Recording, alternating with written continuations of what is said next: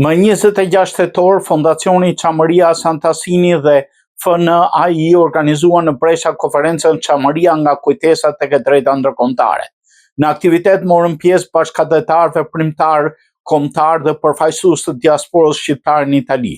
Mes referuesve ishin ish ambasador, studiues dhe shkrimtarë të njohur si akademik profesor doktor Plum Gjufi, ambasadori Luan Rama, historianët Hayreddin Sufi dhe Marglen Kasmi, studiuesi Enver Kushi dhe arbëreshi Tommaso Ferrari.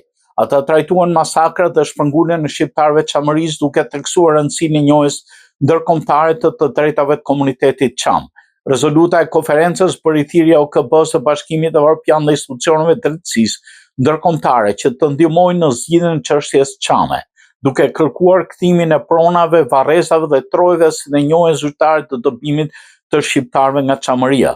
Drejtuesit e konferencës nënvizuan se çështja çame duhet të jetë pjesë e agjendës së bisedimeve mes Shqipërisë dhe Greqisë, duke krijuar një kapitull të ri në marrëdhënien dy paqe.